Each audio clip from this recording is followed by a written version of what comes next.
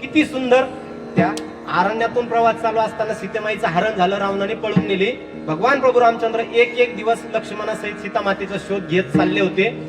अरण्यात राहणाऱ्या सगळ्या ऋषीमुनींना कळालं, जे प्रभू रामचंद्र जंगलात फिरताय ना, त्याच प्रभू रामचंद्राचा मागे एका शिळेला पाय लागला, म्हणजे दगडाला पाय लागला. आणि त्या दगडाची काय झाली? बाई झाली, म्हणजे श्री झाली. आपलंही तपस्या करून करून आयुष्य संपत आलं.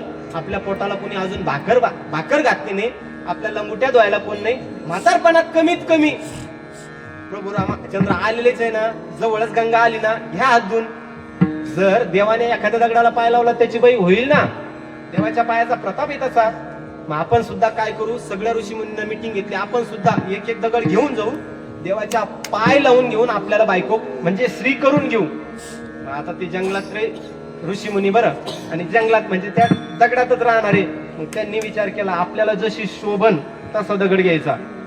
ज्याला काळी पाहिजे ते कोणाला लागतच नाही म्हणा, पण आज ती अपेक्षा काय, कोणाची आवड कशी असू शकते. आता वेस्ट इंडिजला काय सगळे गोरे थोडी आहे, पण त्यांना आवडतातच ना ते. नेपाळला काय सगळे काळे थोडी, पण आवडतात नव्हते. त्याची आवड असते. ज्याला जाड जोड पाहिजे त्याने मोठा दगड घेतला, ज्याला गोरी पाहिजे त्याने गारगुटी सारखा, ज्याला पातळ पाहिजे त्याने लांब शिळा घेतली. सगळे साधू पुरुष ते दगड डोक्यावर घेऊन प्रभू रामचंद्राकडे चालले. अंतःकरणात भाव काय, या दगडाला तुम्ही पाय लावा आणि आम्हाला याची बाई करून द्या, आम्हाला याची बायको करून द्या. तुमच्या पायाचा तेवढा प्रताप आहे. ते सगळेच डोक्यावर दगड घेऊन चालले. लक्ष्मणजी पुढे उभे होते. प्रभूला म्हणले, प्रभू आपल्यावर कोणीतरी रावणाने कोणाला तरी शत्रूला पाठवलं, सगळे दगड घेऊन येत आहेत. प्रभूने सांगितलं, लक्ष्मणा थोडं मागव, यांच्या अंतःकरणात काय मला माहितीये. प्रभू पुढे झाले. ते मंडळी सगळेच प्रभू रामचंद्राच्या समोर येऊन उभे राहिले. डोक्यावर केवढे मोठे दगड आहे, अंतःकरणात भूमिका आहे, देवा या दगडाला पाय लावा आणि आम्हाला याची बायको करून द्या. त्या भगवान प्रभू रामचंद्राचं मुख पाहिलं, इतकं सुंदर मुख, मनाला सरळ भुरळ पडून गेली. मनामधला आलेला विचार नाहीसा झाला, फक्त विचार बदलून झाला, देवा याच्या आम्हाला बायका करून द्या, नाही आम्हाला तुमच्या बायका करून घ्या.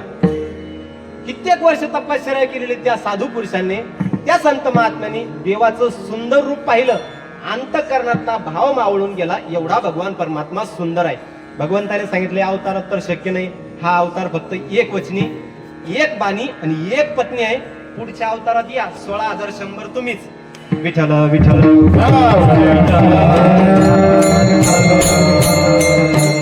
एवढा भगवान परमात्मा प्रभू रामचंद्र परमात्मा सुंदर आहे. भगवान श्रीकृष्ण परमात्मा अत्यंत सुंदर, अत्यंत. नाथ महाराजाची एक ओवी सांगतो, आपली सेवा पूर्णत्वाकडे नेतो. नाथ महाराज सांगतात, श्रीकृष्णाच्या सौंदर्या पुढे लक्ष्मी भुलोनी झाली वेडे, मदन पोटा आले बापुडे, येर कुणीकडे इंद्रचंद्र. भगवान श्रीकृष्ण परमात्मा अतिशय सुंदर. कितीही गवळणी असतील, छोट्या असतील मोठ्या असतील, देवापेक्षा मोठ्या जरी असतील, तरी सुद्धा भगवान परमात्म्याचं ते सुंदर रूप त्यांच्या मनाला सहज मोहून टाकत होतं. जगद्गुरु तुकाराम महाराज सांगतात, आम्हाला तो भगवान परमात्मा आवडतो, तो गोजिरा आवडतो. आवडे हे रूप गोजिरे. आणि दुसरा मुद्दा म्हणजे सगुण. भगवान परमात्म्याचे दोन स्वरूप, एक सगुण स्वरूप, एक निर्गुण स्वरूप. निर्गुण खरं आहे, ऐका बरं, खरं स्वरूप देवाचं निर्गुण आहे, पण देवा आम्हाला निर्गुण स्वरूप आवडत नाही, आम्हाला सगुण आवडतं. कारण निर्गुण स्वरूपामध्ये आनंद नाही. निर्गुण जर स्वरूप देवाचं जर मानलं तर आपण वारी कुणाची करायची, पंढरपूरला कुणासाठी जायचं. भगवान परमात्म्याने जर विटेवर सुंदरते ध्यान हे रूप धारण केलं, सगुण रूप धारण केलं, तर आपल्याला त्याची वारी करता येणार आहे, तर आपल्याला ज्ञानोबा तुकोबाराय भजन करता येणार आहे, तर आपल्याला वारीचा आनंद घेता येणार आहे. म्हणजे आम्हाला जे रूप आवडतं ते सगुण रूप आवडतं. हेच रूप माझ्या डोळ्यासमोर सतत राहावं अशी आमची अपेक्षा आहे. आवडे हे रूप गोजिरे सगुण, पाहता लोचन सुखावले. असा भगवान परमात्मा तू आमच्या दृष्टी समोर असाच राहा. अभंगाचं दुसरं आपल्या दृष्टी पुढे